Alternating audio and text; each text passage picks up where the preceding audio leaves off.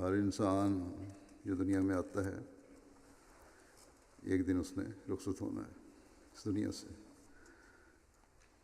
بلکہ کسی چیز کو بھی ہمیشگی نہیں ہے۔ بعض انتہائی بچپن میں اللہ تعالیٰ کے پاس چلے جاتے ہیں، اللہ تعالیٰ انہیں اپنے پاس بلا لیتا ہے۔ بعض جوانی میں، بعض بڑی عمر میں ہو کر، اور بعض لوگ اپنی عمر کے انتہائی حصے کو پہنچتے ہیں، جسے اللہ تعالیٰ نے قرآن کریم میں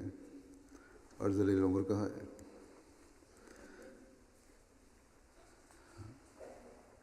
جس عمر میں پہنچ کر پھر ان کی بچپنے کی، محتاجی کی اور بے علمی کی حالت ہو جاتی ہے دوبارہ، آخر وہ بھی اس دنیا سے رخصت ہو جاتے ہیں۔ ہر ایک کے قریبی رشتہ دار کو اپنے قریبیوں کے دنیا سے رخصت ہونے کا صدمہ ہوتا ہے، چاہے وہ کسی بھی عمر میں رخصت ہوا ہو۔ لیکن بعض وجود ایسے ہوتے ہیں جن کے اس دنیا سے رخصت ہونے پر، وفات پانے پر افسوس کرنے والوں کا دائرہ بڑا وسیع ہوتا ہے، اور اگر کوئی ایسی پسندیدہ شخصیت نوجوانی میں اور اچانک رخصت ہو جائے اس دنیا سے، تو دکھ اور افسوس بہت پڑ جاتا ہے۔ لیکن اللہ تعالیٰ نے ہمیں ہر تکلیف اور مشکل اور افسوس اور صدمے کی حالت میں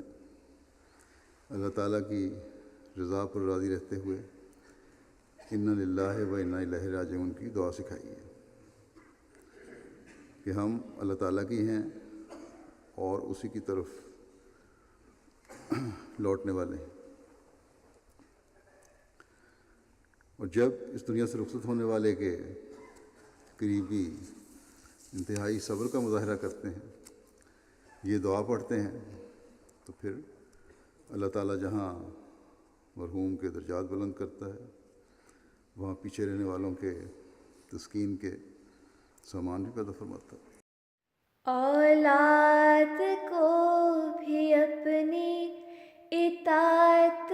سکھائیں گے، عہد وفا کیا